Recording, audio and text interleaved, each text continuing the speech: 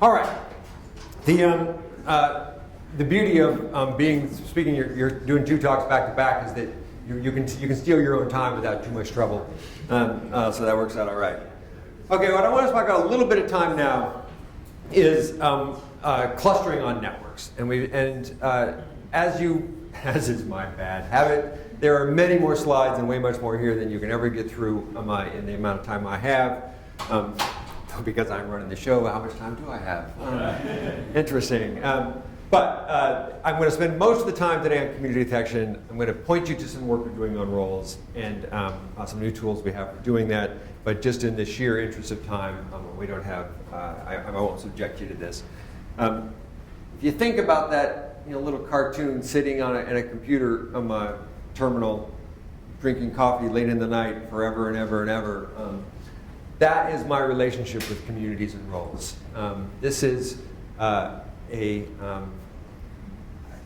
love it the way, I love a wayward child. It's like, I can't not have it. I could write country songs about community detection that would probably be chart toppers. And for those of you that don't know, community detection is it's the Afghanistan of network methods. It's easy to get in. You're going to spend a lot of time there. And it's hard to get out. And when you get out, it's not clear you found what you thought you wanted. So just beware, right, before you jump into this war, that you know what you're getting into it. And I think we've found some peacekeeping tools, if you will, to help make this a little bit sort of manageable. But it's a much more complicated problem than people think it is. It's a much more complicated problem than the way people use it is. And I think it's also, the flip side, a much more informative problem. Because it turns out that it is a special case of a very general thing we do in methods that we don't think about. Because we do dimensionality reduction, we do clustering, we do latent growth curves. There's all kinds of things where we take buzzing complexity, make it simple, and we do it based on a heuristic and a decision rule. The only difference between all of that work and the community detection work you're seeing is that the community detection work didn't start with, someone didn't set a really hard heuristic rule of thumb that everyone then just adopted by fiat and went on as if it didn't matter. And so we've been questioning our heuristics and questioning our decision rules every day that we keep doing the work. And nothing about factor analysis is fundamentally at the level of a method different than walk trap community detection or the problems therein. It's just a different set of approaches to how we accept an answer or not.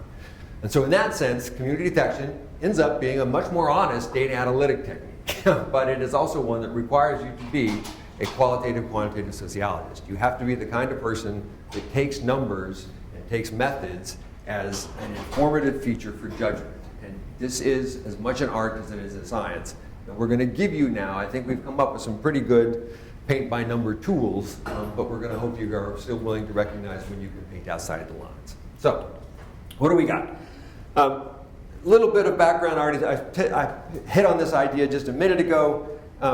The reason you get into this work is because, like I said, if you can avoid it, avoid it. But if you can't, the reason we can't avoid it is that sociologists care about the meso level of society. We're not historians per se, very few of us. It's not, our goal isn't to understand the broad stripes of history and the narratives that guide those.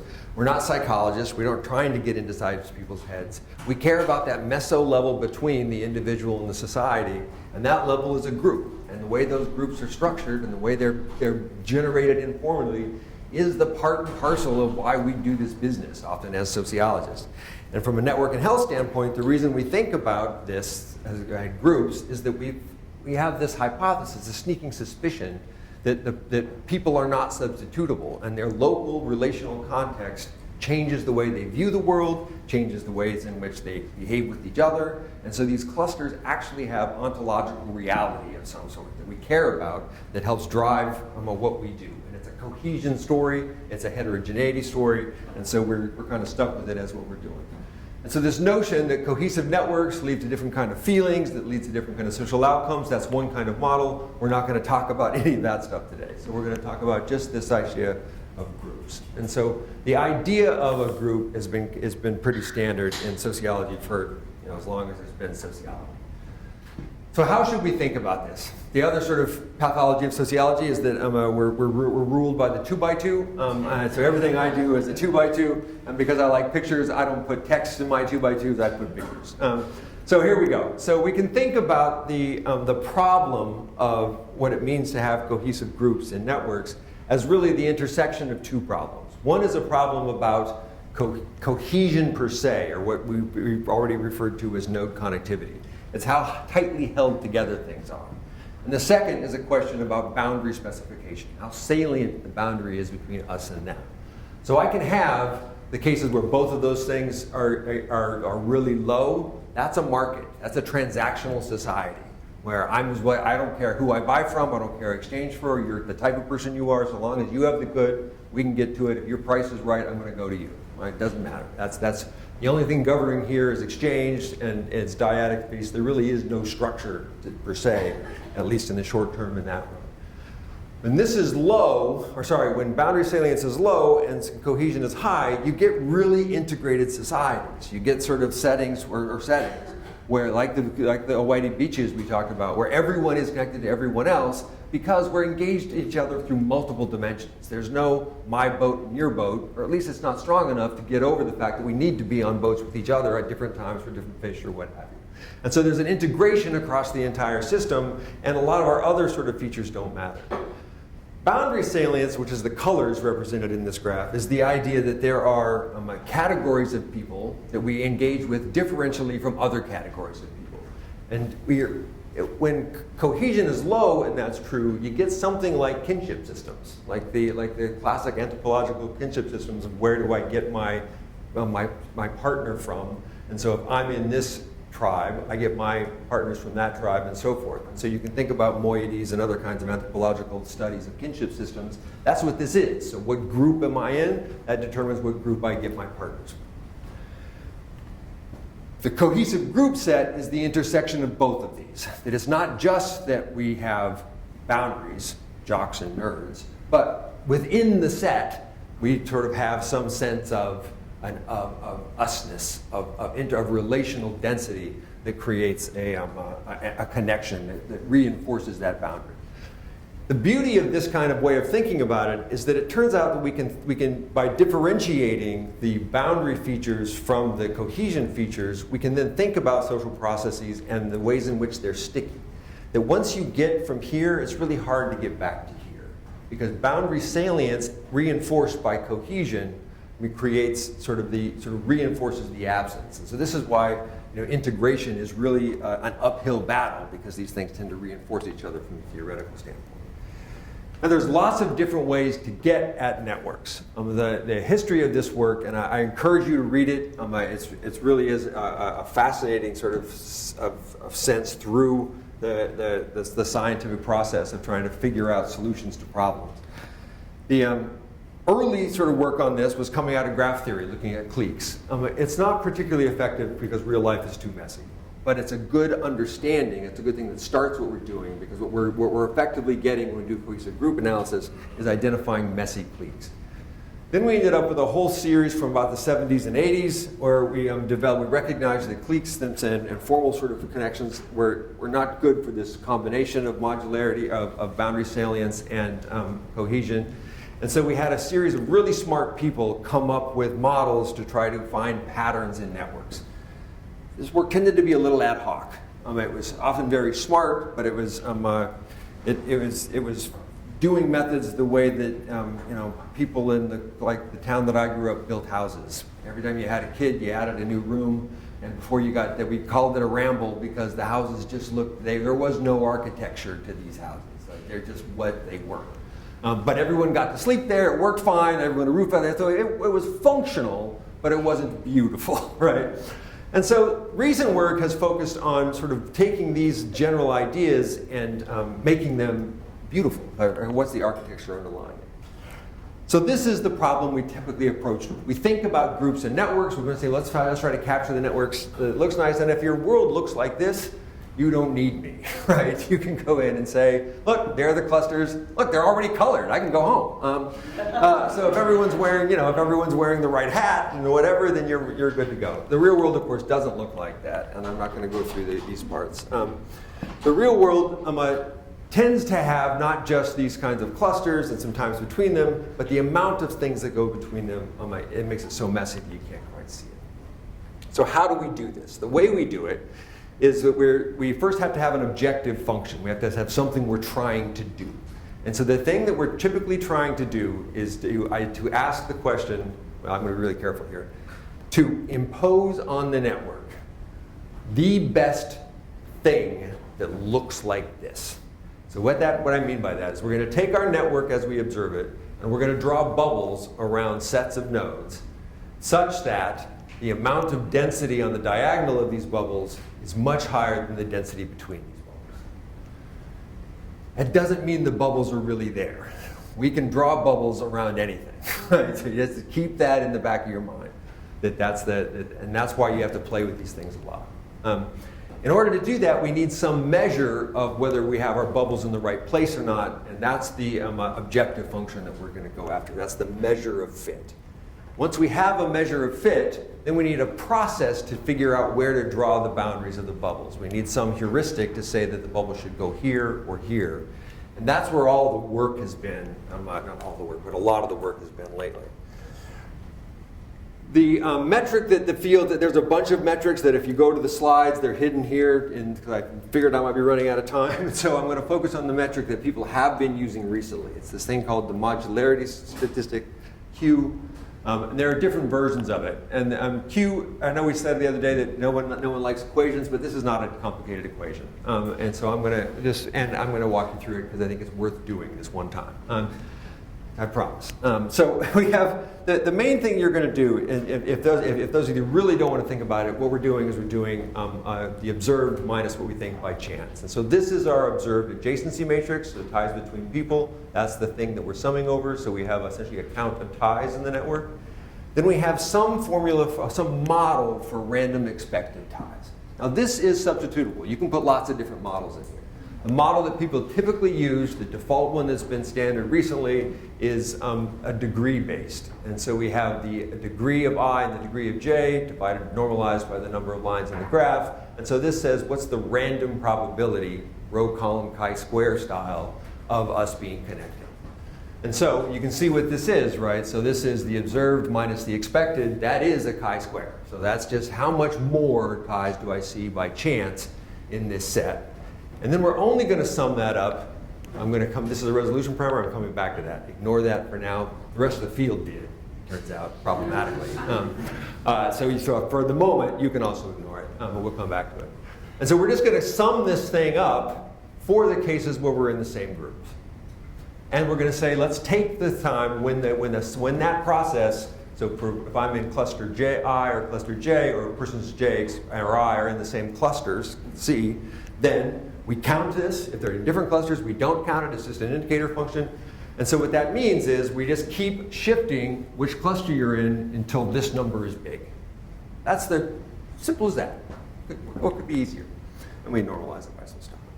So Q is nice. It ranges from 0 to 1. It has no sort of inherent sort of cutoff values or things like this. So it's not like a t statistic or something like this. But it is a difference from random in that sense. Actually, you can get a negative. Can you get a negative? I think so. No, it has to be in completely different groups. So anyway, for the process we're dealing with, we can imagine sort of a world that seems highly unclustered, and so you see very little density along the diagonal, to a world that's very clustered, you get very high density. And what we're trying to do is find a way to get that. Now, the reason that this is hard is because of the combinatorics. We don't know the number of groups. We don't know the assignment of people to groups. We have those two things to change. And just imagine how many ways I could assign one person to two groups, a population to two groups. Now take everyone, I can have one person in a group by themselves and n minus 1 people in the other. I can go to 2 to n minus 2, 3 to n minus 3. That's just for 2 groups.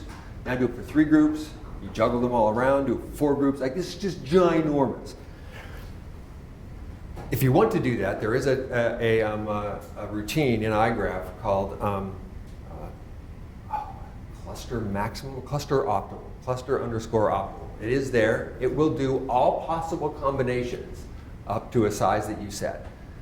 Don't do it on a graph bigger than like 7 nodes, because you will run out of time. Right? It won't work. So instead, what we've done, we cheat. We say instead of trying all possible combinations of nodes to edges, we try to find something smart, and we say, well, let's do something. We know that 2 people are tied to each other. They're more likely to be in the same group than 2 people that are not tied together. So let's exploit that kind of information to see if we can figure out if people are in the same group. And this has been your ticket to fame in the field for years, right? If you want your network badge, you invent a clustering method. And so there are lots of these methods. And there are a few sort of families of methods that I'll talk you through in a minute. The first set of families are agglomerative methods. And what these do is exactly what I hinted at there a second ago. Let's start with nodes that are in different groups, or that are tied to each other, and say, well, they must be in the same cluster because they're strongly tied to each other. Then let's find the clusters that they're strongly tied to and so forth. And we end up with this nesting structure, this hierarchy of nodes that are really similar here, a little less similar here, a little less, and a little less. And this is a non-stupid thing to do, right? So this is a reasonable sort of first approximation of what you think the world looks like. Any idea what the main problem with this method would be? Just intuitively, what goes wrong with a model where you start at the bottom and work your way up?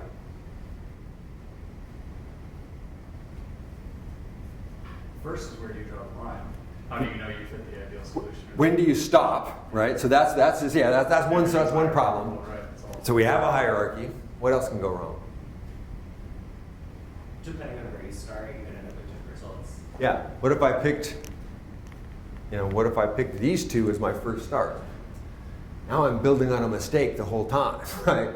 So you got to pick your nodes that start really smart. The fast greedy algorithm is exactly this. You start at the bottom, it just goes up, it doesn't check for any mistakes, it just keeps going on. Drawing the line is a little bit easier if you have that heuristic, because then once I have the line, I can measure the heuristic here, I can measure the modularity here, I can measure each line, and just take the biggest, right? So you could do that. Turns out that's actually not a smart thing to do, but that's an easier problem to solve. The solution to the initial mismatch is what the Leiden and Louvain methods, respectively, have done. And so what these methods does is they say, let's do this process of agglomeration, wrong direction, in a backwards and forward set. So we go forward, we start here, we go up a step, we go up another step, then we go back and see was that first step the right one to do. And we move that window as we keep going. And it's clever. It was a clever solution to unwinding early mistakes so that you don't build on them quite as fast as they might otherwise. Once you have this, we need to think about this resolution parameter.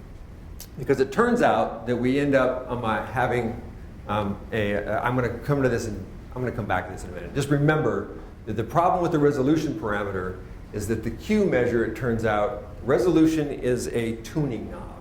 It's a knob that lets you see small things if you have high resolution or big things if you have low resolution. It is, as Peter Mucha likes to say, your focusing knob on a microscope. If community detection is a microscope, this is how you focus. And it challenges this idea that there is a set of groups in the network.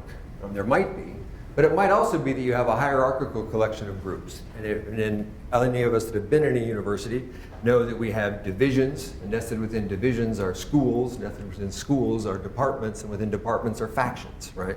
And so you have all of these different levels. Well, that's just a different focus. And so you might find across different levels of your resolution a solution that is relatively stable, where here I find departments and here I find divisions. And this is what this allows us to do.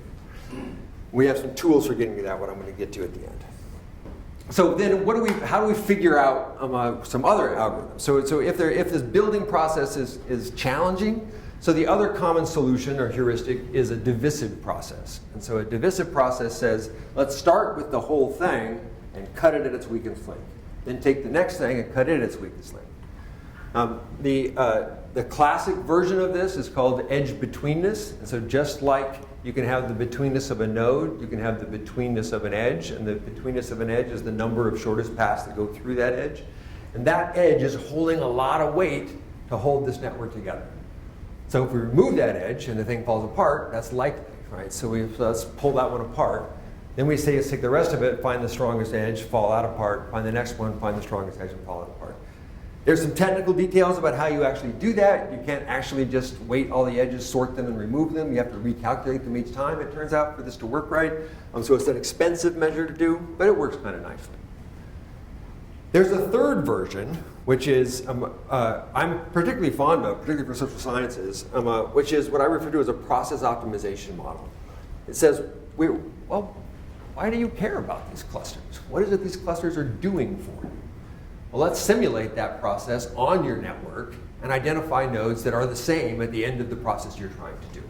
And so a classic version of this is something like label propagation, where we'd say, let's just randomly label some nodes to start with, then diffuse that label to their neighbors, do that in a smart way over and over again, and nodes that share lots of labels should be in the same group, and nodes that share different labels should not be in the same group. Now, do that in a smart way is code for a bunch of detail I don't want to talk about right now, but just that's the way that's there. Now, another version of this is walk trap. It's the same kind of idea where things are, but in this case, instead of labels moving around, you have a random walker who keeps track of where they go. And if I revisit the same place over and over again, like if I'm just moving through this network and I keep 13 and 14 just keep bumping into each other, that's an indication that they should be in the same spot. This would be a good model for rumors moving through the network. So if we can imagine people spreading rumors in the network, it sort of circulates, people who know all the same stuff about everyone else in the community, that would be a good narrative that they're in the know. Like I'm in the know with some people and not with others. Then there are a series of models, what you might refer to as either direct search or eigenvector-based methods. So direct search methods are where you've defined a certain particular pattern. You scan your data where you're trying to find that pattern. The best version of this that is no longer exists is Negapy. I mean, it still exists, but you got to boot up a Windows 95 sort of environment for it to work on. But it's a really clever program as part of the multinet suite. It's fuzzy. You have to know how to play with its parameters. Eigenvector-based methods flip it around a little bit, and these are you can call them that, or you can these are effectively saying, Moody, your stupid network isn't that special. It's just a matrix. We have matrices. We've been dealing with matrices for years.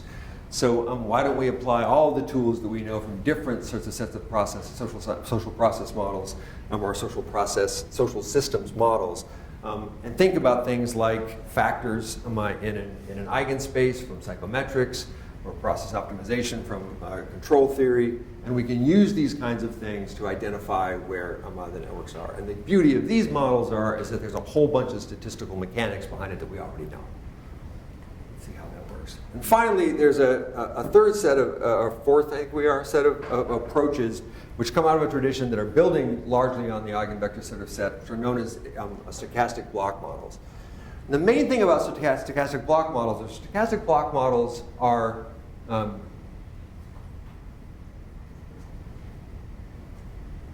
they're different in the sense that the end result of them, as we use them for community detection, doesn't seem that different from anything else we do. But they're qualitatively different in that they're proposed and written down as generative models. The stochastic block model is a hypothesis for what the world should look like, and it's conceived of as a data-generating function. So if I have the stochastic block model, you think about how that generates the network. You can specify an arbitrarily complex stochastic block model. It turns out that specification allows us to think about a lot of things, and so that a lot of people like it, and there are ways you can deal with it. In practice, the type of stochastic block model we always estimate is a diagonal, heavy stochastic block model, may or may not be heterogeneous, and then it's estimated by some kind of an underlying sort of search process. And that's where it falls apart often. if you're willing to, some of these tools use a nice version of it, sort of the MCMC sort of set. Others that people have used are really just some of the other heuristics under the hood that are then tested on top of it. And a few others use sort of the same kind of edge flipping that we get out of the Ergum sort of package, which is why they're the same authors that are built in this. Now the battles begin. We've drawn the front lines. We know where they're at. It's time to go to war. This is the first casualty of our little skirmish, which is that you would think when you do the same thing to the same data that different methods should get there. So we all love triangulation. If you triangulate any of these different methods on the same network, you often get a different result. Sometimes that matters, and we care about having a different result. And so we would like to know whether or not one of these results is qualitatively better than one of the others, as opposed to just different. And to get a better sense of how, on that particular network, here we have the number of times each pair is put in the same community. And so there's some signal here, obviously, right? So this little cluster, this little cluster, this little cluster. But there was some method here that put these two together at least once, another method that put these two together at least once. And so it's a problem to think about a method that we applied not to a different sample of the same data, but to literally the exact same data and give you a different answer. That makes all of us just a little bit icky. So how do you do it? Which one should you pick? Well, there's lots of ways to think about this, and there's lots of arguments about it. This has always struck us as the right kind of a question for a Monte Carlo experiment, so that's what we did. The problem doing a Monte Carlo experiment is that we don't really have a gold standard to compare against, so we had to make up a gold standard to compare against. And we're not the first to do this. A lot of people have done this. The problem with most gold standards that people compare against is that they look exactly like this. Right? They look like the only information in the graph is that it's a diagonal block model with different densities. Real life doesn't look like that, so the sort of little trick in our set is that we generated a set of models here where we can vary the structure that's not relevant or shouldn't be relevant to the community detection. So we have some people that aren't in communities, we have some communities that are a lot bigger, we have communities that are nested inside of each other, things like this. And so we're attempting to generate networks that are a lot more realistic than they are others. We generate literally hundreds of thousands of these. We have some different divisions. We have some weighted networks, some unweighted networks, some that have short degree distributions and others that have not short degree distributions, that have something closer to a power law degree distribution with this kind of density, so it's hard to actually do. But we have lots and lots of them. So our mixing matrices look complicated because we think the real world is complicated. And when you go through and do this, you get these networks, you try to see what they look like. We tested it against, I don't remember, it was like 14 or 15 of these different methods.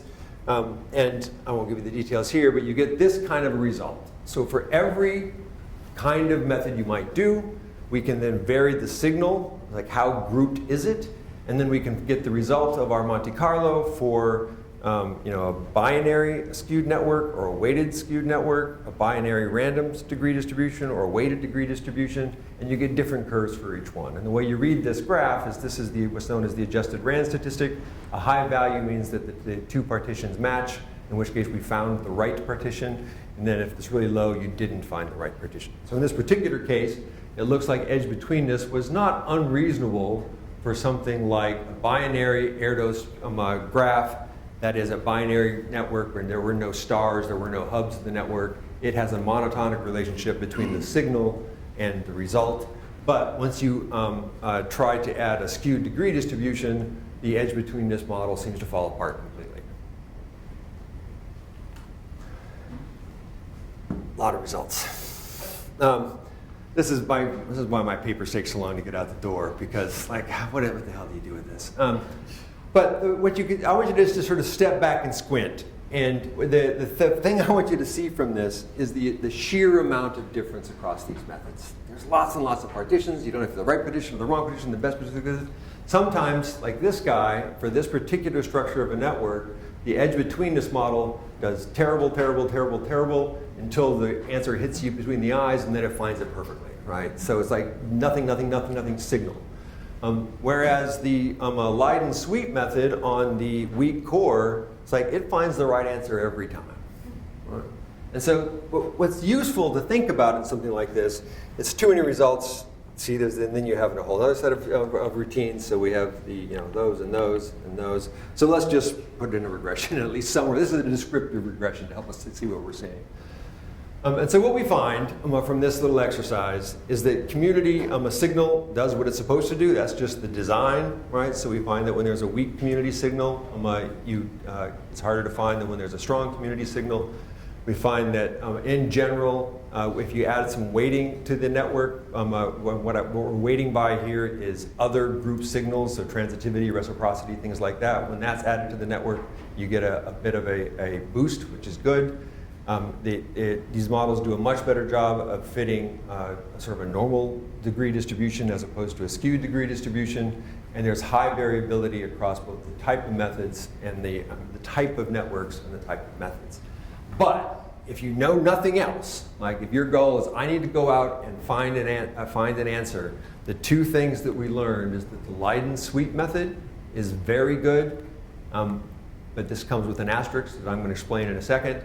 And where'd it go? Walk trap. Not walk trap. Infomap, there we are, sorry, Infomap. The process model Infomap does a really nice job. Now, these differ a little bit in their solution depending on which network they're being ran on. So there are interaction effects, if you will, between the different structures in the network. So some of these methods are better at finding nested groups than others. But if you know nothing and you need a quick answer, this is the way to go. Now, the problem. Whoa, that's not right. This is the wrong. That might screen.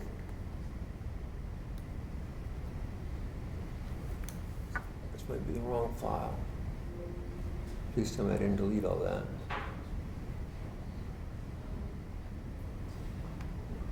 No. Is that the one that's on?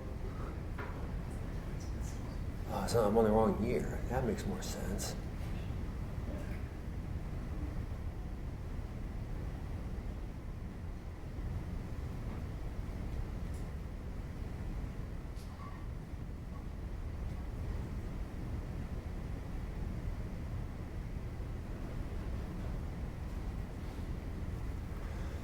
All right, sorry about that.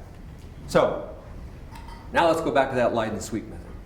So the Leiden-Sweet method says that the resolution parameter that you're using in the network should matter because that's letting you focus on where the cluster is in the network. And so what we want to do is go through and try a bunch of different resolution parameters and then take the model at best. Now, the beauty of this method is that it is fine-tuned. It works really well. If I go through and search the parameter space, I can usually find the right answer if I know what the right answer is. That's not really fair, right? So this is why that answer comes with a big asterisk, because if we don't know what the answer is, then we can't get to it. So we need an alternative solution to this, and the solution to this is called CHAMP. And CHAMP is an algorithm that Peter Muka and his colleagues have come up with that allow us to post-process the partitions of the network to identify where the groups are. And the reason this method works is because it turns out that if you calculate a bunch of partitions and compare where those partitions fit on the space of the resolution parameter by the quality function, and this is just a non-normalized version of modularity, it ends up always having this beautiful convex hull because each partition is part of a line that defines the set of partitions that could be in that set. And those overlap in various ways. Now that's a bunch of words. Moody, what are you talking about? What I'm talking about is that at any given resolution, this is as good as you can do.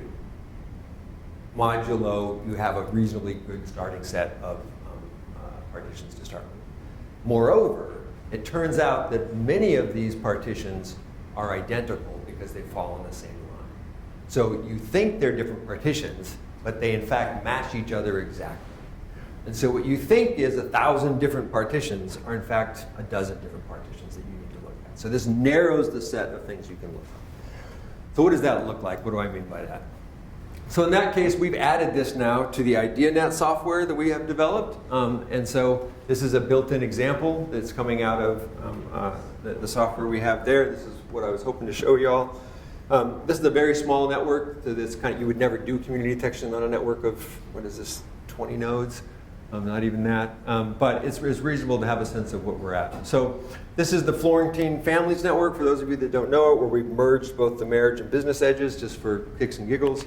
And if you run this champ partition on it, what we're doing is we're saying, let's get a number of partitions on this network, and we're going to let the model find 500 different parameters. So there's some random noise to this, so we're finding 500 solutions. That's ridiculous. I mean, that's nonsense. You would never look for that many, and I'll show you why it doesn't really matter in a minute.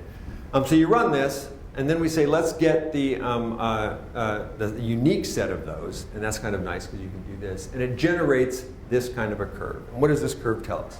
This curve tells us that in fact, there are only 1, 2, 3, 4, 5, 6 unique partitions that have any sort of value, that are at the maximum of their possible solution space. And so already this number 500, 494 of those were duplicates, or they're down here in this space and are not worth looking at.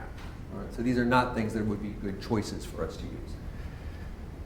This solution is the same solution you would find across this entire range of the focus of the resolution parameter. This is the solution. So the length of this line segment tells you effectively how stable it is with respect to that underlying resolution parameter. So whatever solution 5 is here, and we'll see that in a minute, you have to be dialed in exactly right to see that. Now that might be a solution you're interested in, probably not. So what do they look like? So the first solution that it found at the lowest resolution, and the lower the resolution, the smaller number of bigger groups you're going to find is down here. I mean, this is a trivially stupid one, right? You have the isolate and you have the connected nodes. That has to be true. This is number 2, sort of breaks it into a little quintet up on the top and a few on the bottom. Number 3 splits that group up, and this is a little bit deceiving on the layout, because if you were to just rejuggle where this clique goes, these 3 would be next to that one, so you want to be a little careful about how you read that. But number 5 is sort of a cute sort of set there. Number 6 is there. Number 7, number 8. All right, now we're 8th in order. So as you move up the resolution parameter, you get better, you get smaller number of finer groups. So you get departments instead of divisions. And this is what the entire set looks like. So this is better than 500. So now you could, as an analyst, just look through those and say, all right, I think that, based on what I know about the world, this is a better solution than is this one. But it's still not the best. You can also do things like ask yourself whether or not, how these things compare over the time. One of the things that is sort of informative to novices that you might not appreciate is that these clusters aren't necessarily nested. That the best solution at this resolution parameter steals people from 2 groups and puts them in one. Right? So it has this kind of effect going on. So a little bit of more advice. It turns out that Mark Newman and some of his colleagues have approached this problem from a different direction. And there's an equivalence between a maximum likelihood function for a stochastic block model, and this is the advantage of the generative logic behind a stochastic block model, that the maximum likelihood function of a stochastic block model is equivalent to the partitions that for a particularly specified way of thinking about that stochastic block model is equivalent to the resolution parameters for any given partition.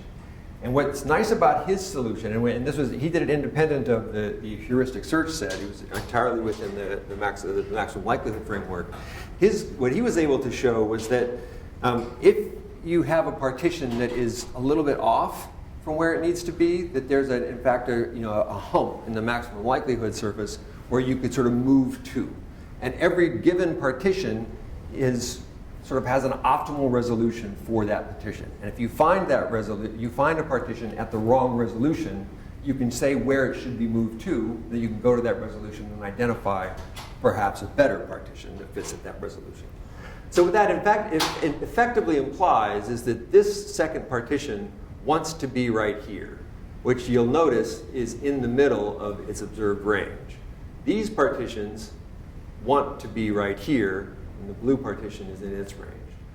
I find it easier to look at networks as networks as opposed to on this. So this is a version of that. So this is the exact same graph, just without the information on the axes, which is a lot of information to lose. But the important point is you'll see that the second cluster here is self-referenced and the seventh cluster is self-referenced. So what that means is that in this space of where a partition wants to be, these guys are happy. These guys are not happy. They don't want to be there. They want to be somewhere else. And so this now narrows our search for what we need to explore to 2 partitions. So we went from 500 down to 2, and these are them. And so neither of these partitions are inherently better or worse than the other. They're different partitions that at this different resolution, this different focus level. One has 3 groups, the other has 4 groups. And you can decide as an analyst whether or not splitting up this little group around 8 on this set is a sensible solution or not. Right? That's a substantive question. And that's what's there. Now, again, it's trivial on a network at this point. That's just for illustrations. There's another version in the lab that you can play with, which is football divisions, college football. And those of you in the room who know me know that me talking about college football is like ridiculous. But I'm not even sure which sport this is. I can't remember what kind of racket they use or anything. But in any event, apparently sports teams play each other. In the process of playing each other, they do things like win or lose. And historically, there have been divisions in college of football playing. And we can ask ourselves, based on how often this win-loss playing record works for each other, what kind of communities we can detect. And you get this kind of surface. Now, the problem with this kind of surface is that as an analyst, this is a lot more than 6, right? So if I'm asking you to go through and say, try each one and look at it, isn't going to be very effective. Instead, we can use this mapping point to then say, well, where do these partitions want to be? And it turns out that there's one big partition they all want to be, and that apparently, historically, is the division, or very close to the divisions that we know ground truth. So this is the college divisions in the Big Ten and all that kind of stuff. Is Big Ten a word? Is that the right word? So Pac-10, Big Ten, something like that. So in any event, you have these groups actually match, and so it's akin to a ground truth in being able to find these sets. I think it's a nice pipeline to work with.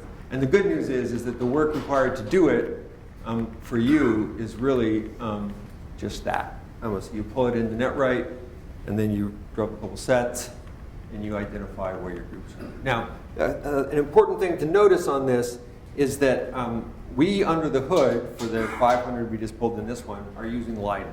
You can use any solution you want. This is a post-processing algorithm. So there, you can use, if you have another algorithm you want to use, go for it. The beauty of this mathematical sort of truism that defines this curve is that it doesn't matter where your partition came from. Any partition can't be here. Like that's a mathematical impossibility. You might find a better set somewhere because of this algorithm. Logically, it's possible that you missed some really informative case, and so this curve would be here instead of here. But there's none of our methods are so bad that you're going to miss something up here, right?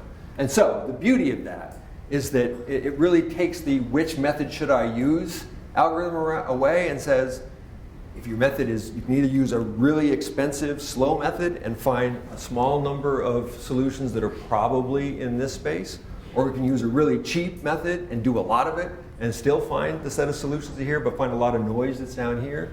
Either way, this post-processing routine lets you find the solutions that are on that set. And that's where the strength comes in. And once you have those, then you can narrow the field to figure out which of those are worth your time as an analyst to spend some time looking at. And you don't have to, again, I'm a pictures kind of guy, so I like sort of having these, but it literally tells you in the output of your window, partition number 2 and partition number 7 are the fixed point on the graph. Look at those. Right? So for those of you that don't like to look at pictures and do sort of in-depth exploration of that, you can just look at it and see what's there. Now, if it were me looking at the high school network, or this one network, for example, I want to know what 31 is. I would go, now, if I cared about football, I would go. All right, in the last 10 minutes, and then I'll let us get some lunch. No, we don't have lunch today. We have sorry, we're not feeding you today. That was rude. I apologize. Just to point out that the alternative way of thinking about clustering a network is roles. And because I can't spend all day on it, I'm not going to spend hardly any time on it, because roles are incredibly interesting and important. From our standpoint, the key is, remember, that we're trying to find from the data this kind of a partitioning of people into parents and children or whatever role is going on in your network. But at the end of the day, this is community detection on a similarity matrix as opposed to community detection on a network. And so here's some complication, and the trick is particularly in defining what counts as similar. And so it's similar in respect to what, and I want to spend just a minute here describing what that is and what the flavors of these things are. But the way it fundamentally works is that you have your different sets of relations, you combine them in a non-stupid way, and you ask how similar they are.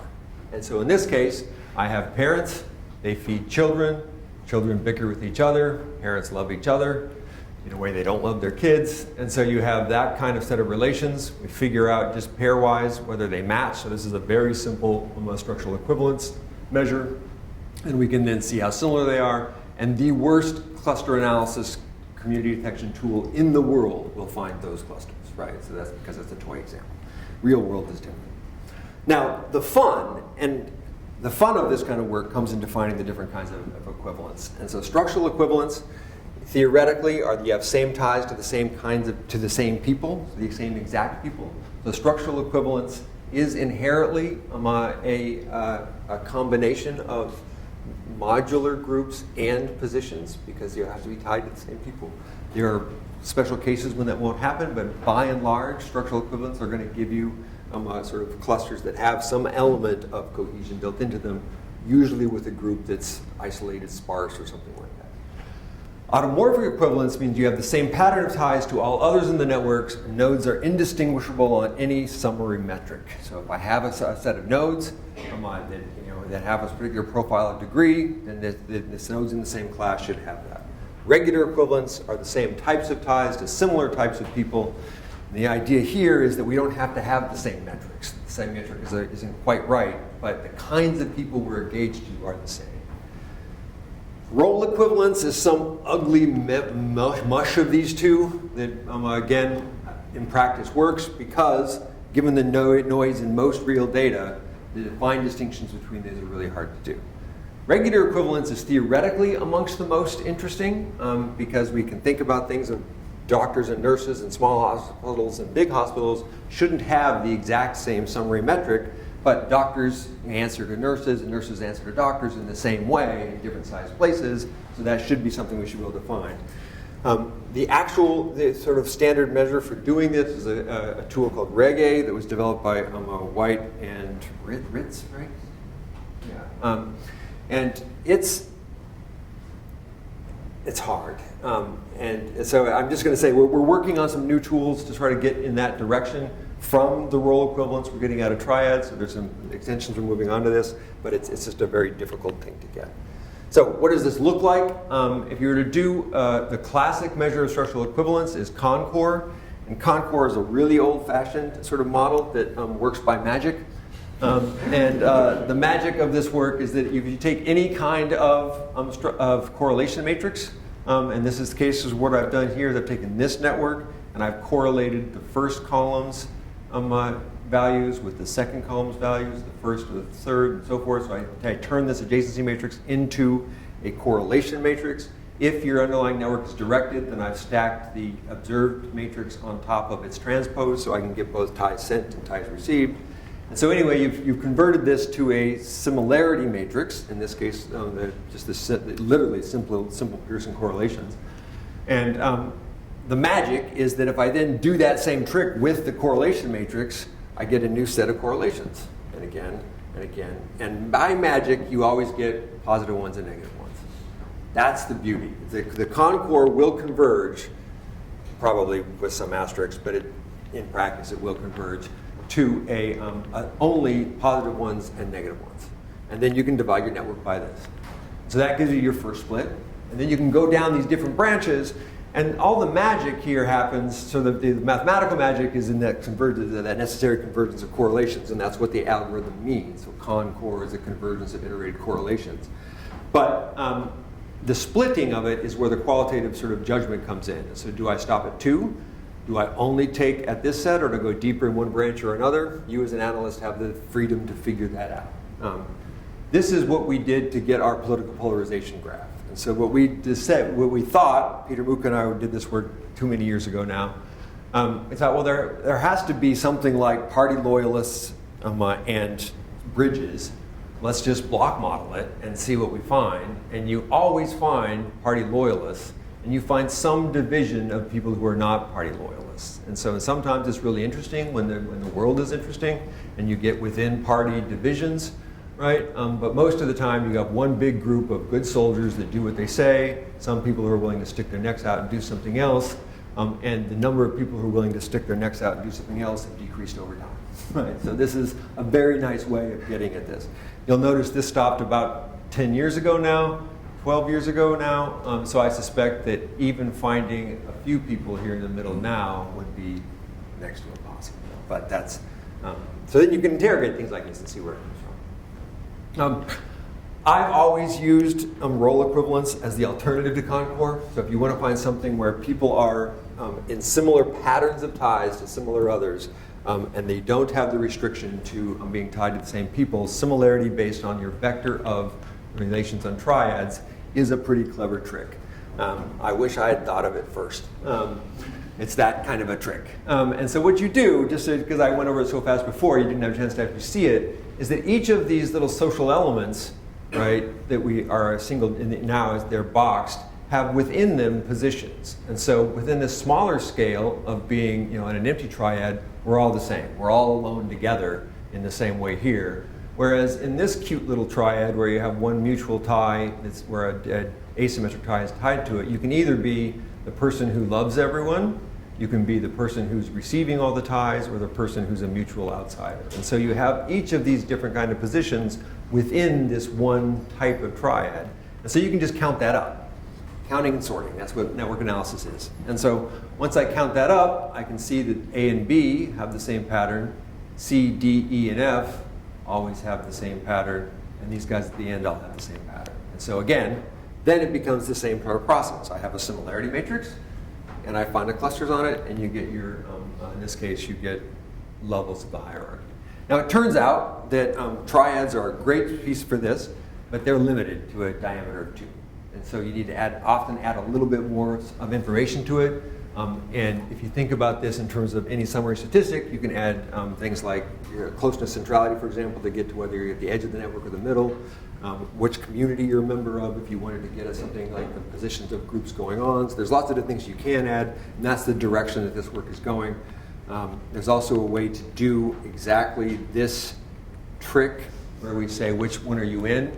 This now becomes a 2-mode network, where I have how often do I send to each of these types of ties or receive from each of these types of configurations, and you can spread that out for a long way. So you can spread out the connected to patternsness to get a little more fine grained. The good news is, again, IDNet does this. We have this under the hood for you. Turn on IDNet, you go through role analysis, and you get an entire description of where things are at. You can either do it in the, I thought I had it here, you can either do it in the structural equivalence model through Concore, so we have that built in, or you can do it through the role analysis, where we have the triad distribution, where we add a little bit of extra centrality to it just to help situate nodes within sets. Again, I knew I would talk too long, so I didn't even give myself the slides to show you how to walk through this, but that's there. So I promised to say, I started this off by saying I wasted an hour of your time talking about something I'm telling you not to do.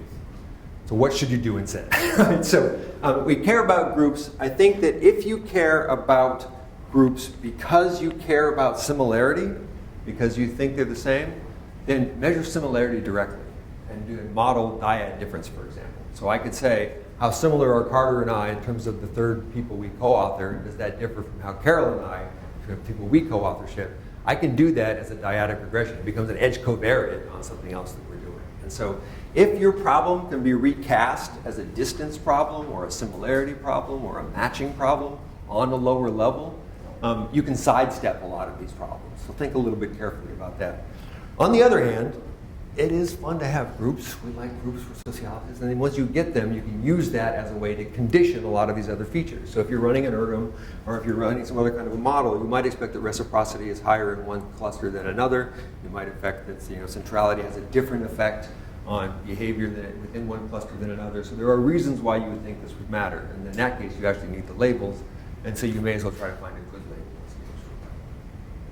And I'll stop there.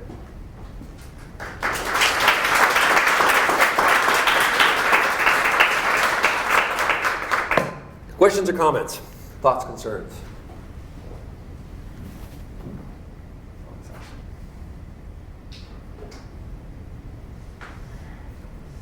Just to double check, that's on CRAN, good Yes, documentation, fantastic. everything's on CRAN. Including some really remarkable vignettes that Tom put together for the role analysis. My brain's started farting out on me now. And Peter put together 3 different separate vignettes for the cluster analysis, for the community detection. We discovered in the process of doing this that you can't have them be one big vignette. It takes too long to run, and CRAN kicks you out, which is really frustrating. But we were able to get that fixed. Thanks. Any other questions? Gabe? Since we're talking about this, how many people are asking to do it? There is also functions for fluid analysis. Yes. These are all ways. I don't know if that was well. Gabe's reminding us that there's also similar functions both in NetWrite for all the analysis we're doing here, plus some of these other things for ego networks. So we are expanding the entire tool to be to do descriptive analysis on ego networks. So you'll have that as well. What's that? That goes all under the same roof. Yeah. And the reason it's called IdeaNet, for those of you who know, it's integrative data exchange. And so the goal, ultimately, is to make this, there's an API under the hood to allow you to link to data in repositories. That's the big promise eventually. We're having some truly just bureaucratic problems with that. Our universities won't play nicely with us to make that happen. But Harvesting systemic policy. yes, exactly. So once we figure out how to get out of that particular morass, and which we have solutions for, then there'll be ways to do that as well. All right. Again, I apologize for having the long slides. We're going to end today with just an open session of new directions and future directions.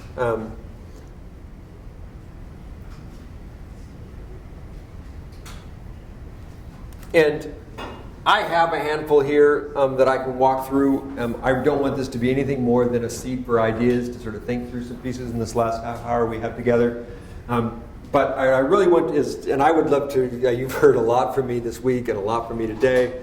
But if you can, and so I would love to hear what other people in the room think are the most important problems and where to go next. But I'm going to give you my first, at least, broad areas that I think are worth thinking about, and then we can move forward from there. So the first sort of broad domain, I think, and this is coming straight out of the book that Craig and I wrote, so this is not my ideas, it's our ideas, which is going big. Scale is still an issue. There's network analysis has traditionally been case studies or multiple case studies, and it's been amenable to this intellectual approach of interrogating your data, learning your data, thinking carefully about your data, making fine distinctions. That's hard to do with millions of nodes. And so I think that the scaling up question is really a theory question and a methods question. Good night, folks. Thank you. And leave if you have to. There are planes to catch that are much more important than my rambling. So the scale issue, I think the question the question everyone asks about scale, I think, is the wrong question about scale. The question everyone asks about scale is, can I run my big network data through your small network tool? Maybe. Sometimes you can. The real question is, why would you? Right? What are you actually going to learn from studying, from a model that's built on billions of nodes that you couldn't learn better from a model built on 100 small parts of that network? Does the social process that many of the social processes about communities and groups and so forth have built under the social theory behind social cohesion, for example, is some kind of a horizon of visibility that I can know of others and be aware of where they sit. Is that feasible in your setting? Does it matter for your setting? Right? Does it change what you're doing? And so you need to think a little bit carefully for that. And I think that there's a lot of good work to be done in situations where scaling does matter. And so certainly for disease diffusion, the virus doesn't care if it's a small community or a big community. So there, the size, a big networks probably would matter. If I could have the actual disease network of an entire country, that might be very useful. But for community things, it might not matter as much, right? So we want to think about that. The second question that I think is open is this, what we call is going deep. Right, so we can go big, we can go deep, which is that real-time traces produce these micro-level sort of elements of data that are deep insights into what people are doing. So if you think about the digital traces that all the stuff we were able to learn from during the COVID era from SafeGraph and other things where you're following people around. There was a wonderful paper that just came out last semester, because I immediately jumped on it, I'm just drawing a blank now, on downstream effects. It's in sociological science, on downstream effects, economic effects of people's movements. And so if I know where people go and they stop going there, what does that do to the businesses that are at those places? And so you can actually figure out which kinds of places are dependent on economically and which other kinds of places by the fact that people go to those places in sequence. And so there's lots of beautiful data that comes out of where people spend their days, and I think that's worth doing. I think that there are digital versions of that, and there's also sort of cognitive versions of this, which is, are we living in, this is what I put under the hood of, are we living in the same network? So we're in the same space, we're talking to the same people, but do I have any perception of this that looks anything like your perception of this? This was the beauty of the cognitive social structures literature, and that literature is just, from a behavioral standpoint, an understanding standpoint, I think is really untapped. It has been underused. I would love, for example, to go into a hospital and see, well, what does the social process look like in the nurses, the orderlies, and the doctors, and what do they actually see there? And I suspect they see something very different relationally, from both power standpoints and behavior standpoints, and probably risk standpoints. If we care about health and disease, nurses sort of see a flow of risk that's very different from what doctors probably see. I think that there's a whole literature that we haven't touched in this work, and this has been my failing because I haven't reached out to them, but there's an entire community of people who do small group processes. And the small group processes and the network people do overlap, but they don't overlap with the networks and health work as much as they could. They're much more in the organizational side of things, and I think there's a lot of work that can happen in small group processes and functioning in organizational systems and responsiveness to organizational innovations. I think we can go really deep into diffusion, right? So does the trip change the traveler, right? Is it the case that what I'm engaged in and what's moving through change what it means to do that again? So, there's some old ideas about this, but I think there's lots of sort of ethnographic sensibility that we can apply to either trace data or individual data that allows us to sort of follow some of these processes. This is where I live, and so this is my bias in this set. This is the comparing structures in the middle. The biggest, I think, there's certain methodological advantages, but the biggest data advance in the last 40 years, 50 years of social network analysis has been the ability to have multiple networks. And so instead of doing a single case study, an N of 1 case study, we have able to do at least a small N comparative study where we have 200 high schools. 200 high schools is amazing, right? When you compare the amount of work it took to do one N. So I think living in the middle there, it turns out that we have lots of opportunities to do this work. We can do it by sharing data and by collecting and making sure that our data are comparable in various and sundry ways. And this is why I am, well, perhaps not optimistic, very sympathetic to Neil's goal of making sure that our data are comparable, that we are collecting things that are into it. We have a lot of this work that's happening right now. Myself and Dana, she's here. We have a grant that is hopefully someday going to get funded or refunded.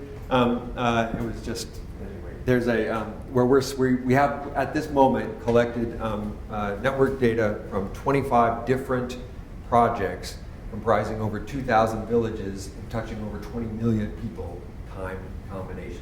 And that's just data that's truly freely out there in the world.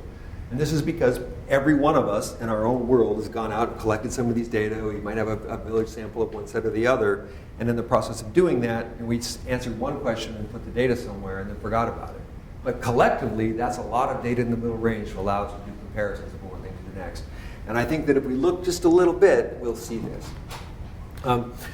The other way to do this, which I thought I had in this set, which is that I think there should be a return, as I have it under the data set down there, a return to community studies. This is the 100th anniversary this year, or next is the 100th anniversary of the first Milltown study. There was a proposal at NSF by the people at the university where this to redo Milltown 100 years later, Milltown at 100. It fell apart for various sort of funding and organizational reasons. But other sciences take as their starting point fixed, strong investments in fixed field sites. And you go back and you study Jane Goodall's chimps over and over and over again, or the elephants in the Serengeti over and over and over again. And you have people that do it, and you have a commitment as a field to studying a community and using that as an informative observation. And I think that there's some logic to that. In the current funding environment, probably not. But I think we should aspire to more to that, because this funding environment is going to change over the course of your career. And imagine what could happen if we had 50 years of continuous observation of a particular community, of the kids going through it, getting sick, dying, their parents moving in, moving out. Like these kinds of things would be a data trove that would inform an entire system in the same way that, the Large Hadron Telescope or something does for everyone else. So I think there are ways in which we can think about communities not as little case studies that are kind of cute and fun to read, but as resources for the entire community to become a data investment for all of us to use. It's hard to do that with a big city. So the concomitant feature of this is we need more work on network sampling. And I think from a data collection standpoint, that's where I would like to see my work done. Finally, I think there's a final big challenge that's the obvious elephant in the room, and literally the group downstairs this whole week that we've been working and talking about networks, they've been downstairs talking about AI. So these have literally been two separate worlds talking at the exact same time, not more than 50 meters apart, but in entirely separate worlds. Do we get how? Right? My chat, I'm very kind to my chatbot. I love him. I speak, we have a relationship. So when they take over, hopefully you'll think kindly of me. But this is an entirely unknown world. I think the promises are really, really, really interesting. I think to the extent that it helps us get rid of some of the drudgery and do some things that are substantive, that's awesome. Remember that little guy pushing the ball up the hill? He didn't have a chatbot helping him, right? And then you learn a lot about the shape of the boulder by pushing it up the hill. And so there's a risk of a lot being lost. And so whether or not this is a net gain or a net benefit is something we're all experiencing in real time, but I think it's something worth thinking about. And so those are the ideas I had, which again are worth whatever they're worth. But I will then stop there and open the floor. Anybody wants to say anything else?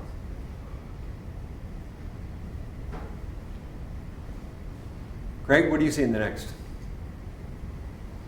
What are your hopes and fears for the future of network analysis? I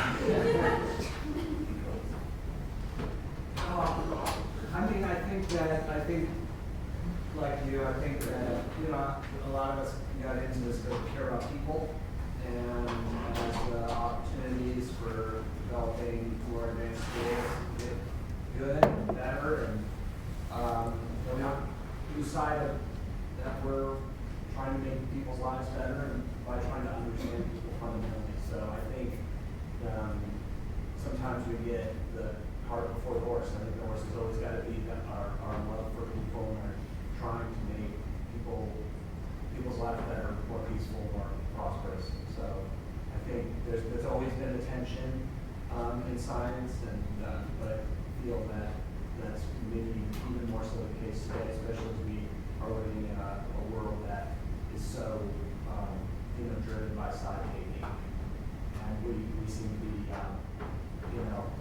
structurally equivalently all put in one size. So maybe that'll create more cohesion on our behalf.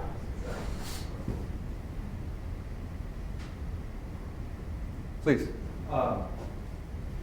Just sort of hark back on a question or some musings earlier about the rapid advancement of things like online social networks, the sheer magnitude and size of these things developing and technology changing so rapidly. It seems that AI, machine learning advancements, especially with graph embeddings or graph neural network architectures, are these like complementary tools to start dissecting in very, very real time the patterns that are unfolding and those realities, those worlds converging in these online spaces. But I think in what we're seeing where the lag is that the scholastic element, the understanding that can be derived from these pattern recognition tools is delayed. But I think, that can catch up, right? The tools and these methods are, fast developing. Calculus is useful, who knew, right? Turns out though, there can be understanding that can be derived from that. It's just taking the scientific community a little longer to figure out exactly how to translate that back to what it means about human behavior, human psychology, human connectivity ultimately. But I think we're starting to see some really clever people and some really clever research groups finding ways to disentangle, right? The numbers, the connections, the patterns emerging from these models in very interesting, clever ways that do inform something about us and our processes and our social processes. But again, like you were mentioning, right? Science is slow. It takes time. It takes consensus. It takes understanding or unpacking of things to fully understand. And our brains only work so quickly, right?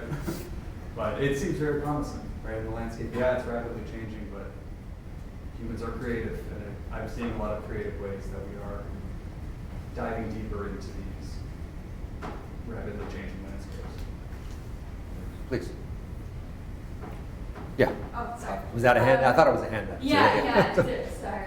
My brain is starting to fizzle out slowly. But that's the main thing that I'm trying to obviously I'm a third-year PhD student, and the answers tend to escape me more than I have them. But that's what I'm trying to do is trying to merge, especially what I'm seeing from my peers in computer science, what they're doing with AI and language learning models, with combining some of the stuff that my peers in psychology are using with what my peers in computer science are using in order to take these very, very large amounts of data that perhaps I would get from data donations and help you find patterns. Maybe I will find patterns. I don't know what it means, but I'm excited to find out.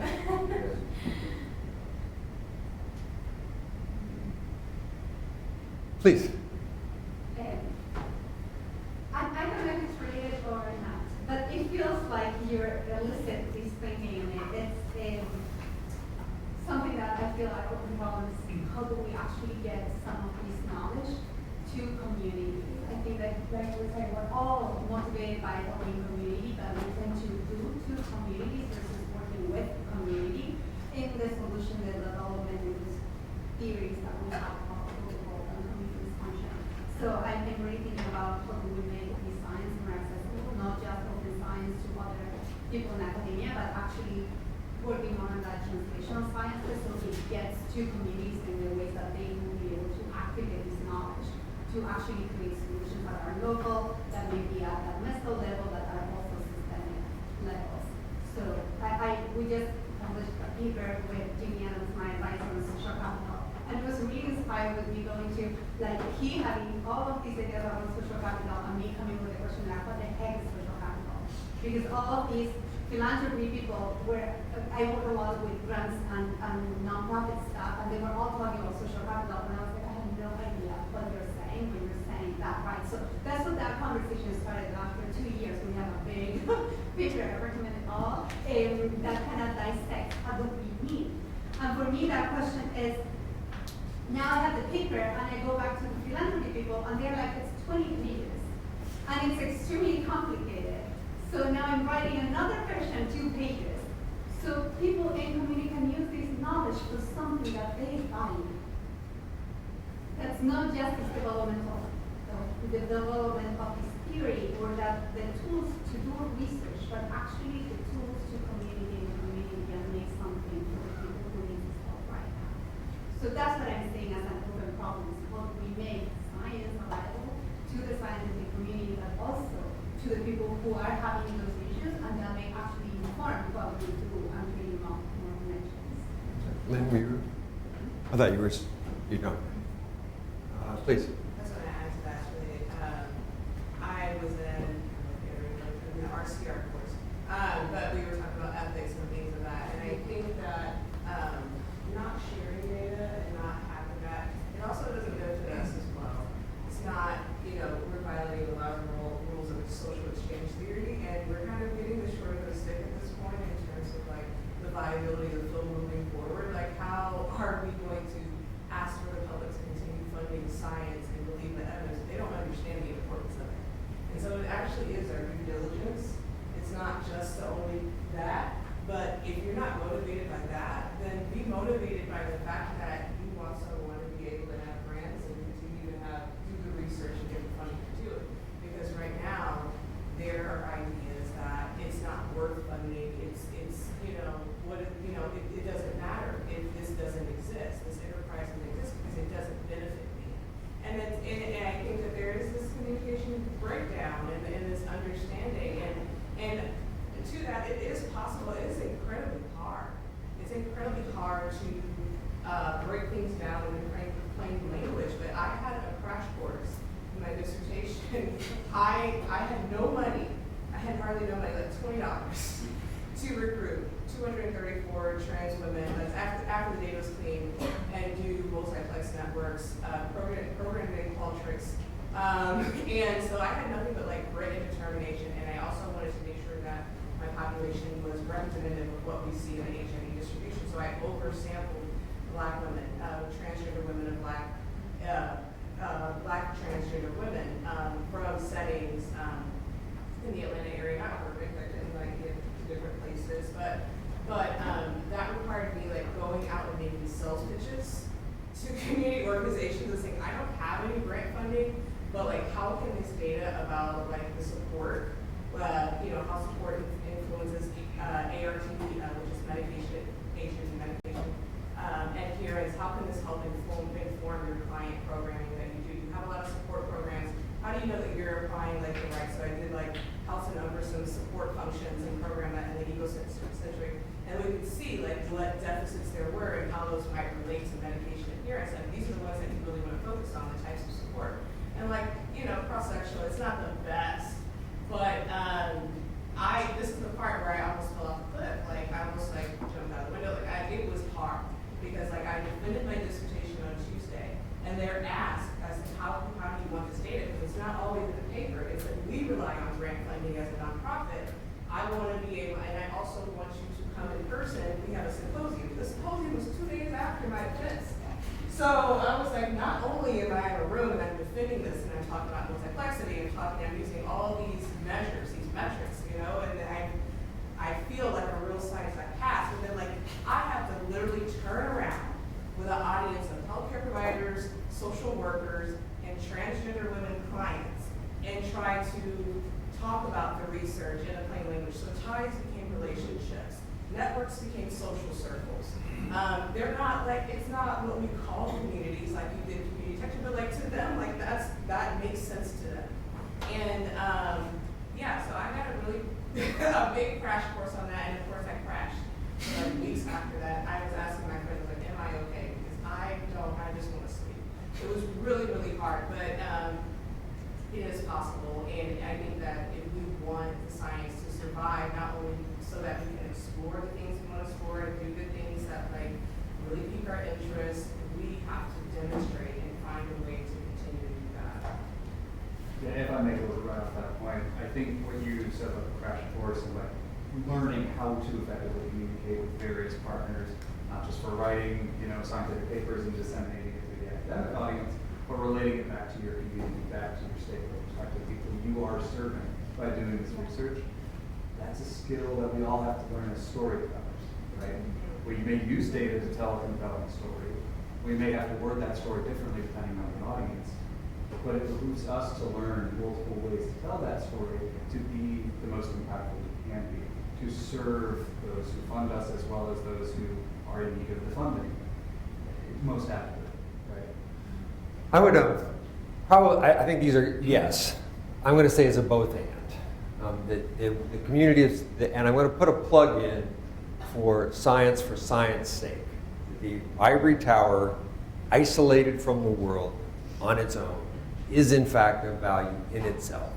Because that's the only place you get the calculus to get to the machines, to get you to the rest of these pieces. And so the investment in science for the purpose of science, for the investment of the creation of knowledge for the consumption of all the other knowledge creators, that is in fact itself a value that we have to have. Otherwise, we're just journalists. We're just doing reporting. You have to have the foundation that built in. And this is why science and the community of science needs a division of labor and a division of skills. Because some of us are really good at talking to other people, and some of us are not. And I think that for a dissertation and for a project like this, then you jumped in and you did it. I have a feeling that you're probably a lot better at it than you're giving us a hint at that you have, because otherwise they wouldn't have talked to you in the first place. But I think that there is a sense in which that kind of a trade-off of the project of whether we have an immediate return versus a long-term horizon is, in fact, it's like Granovetter's threshold models. That the system only works if there's a smooth distribution of those thresholds, and the science only functions if there's a wide range of investments in the modalities of doing interrogative intellectual work. For network science, the beauty of this is because it's been so interdisciplinary for such a long time, that we have the advantage of having networks of chemicals, networks of forces, networks of people, networks of animals. All of these fields have come together, and we've been able to exploit in many ways the intellectual efforts of all those people prior to that. And I think that then we can say, well, how is that useful on the ground for this community or that community or that community? That's great.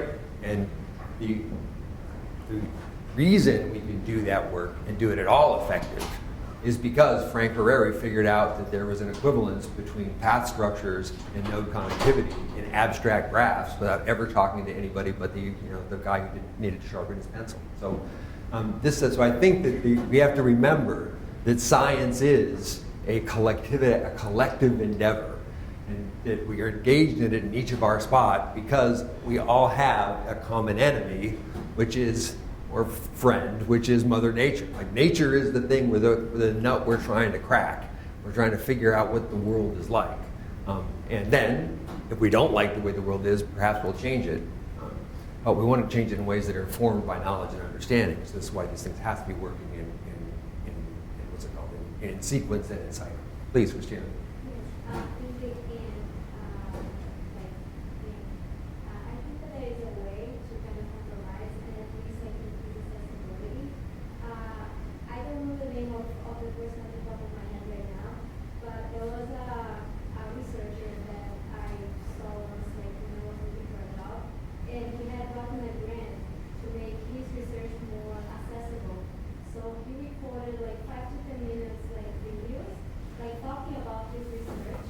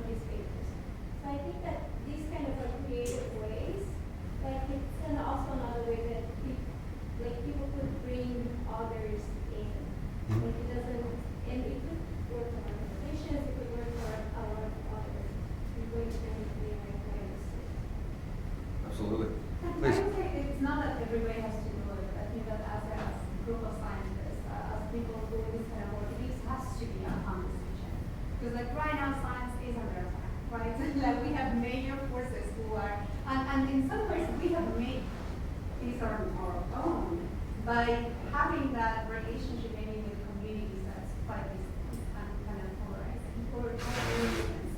So I think that it's a commitment, maybe a skills development, maybe not everybody can do it, but some of us have to do it, in which we can get closer to people so they know they care enough about what we care about, that they will be standing on the funding, or ability, or right, or love for science. And otherwise, eventually it's not going to be supported in the way that has been supported in the past. I mean, we're going by that. So I think that these conversations are really relevant. I do. I think, I really appreciate this because I mean, I totally agree that we need people in the ivory tower. Like that's what we get to these incredible things that we have. Like IdeaNet is an incredible innovation.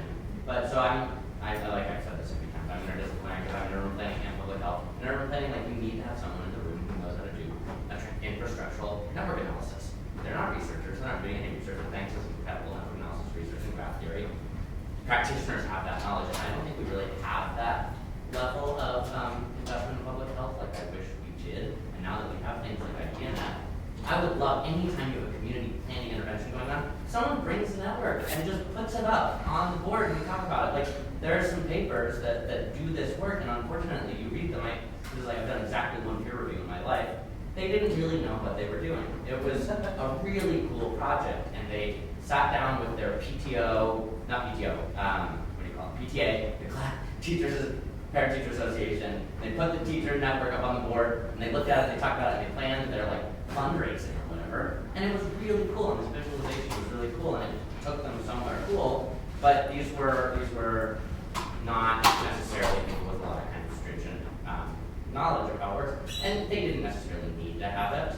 But I'd like to see that integration more like practitioners who just have the very fundamental skills that we are enabled through things like IdeaNet. No, absolutely. Please.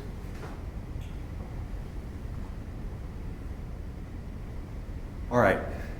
It's been a long time. I've kept you, I've fed you, I've kept you away from your friends and family. Now I'm starving you and stressing you.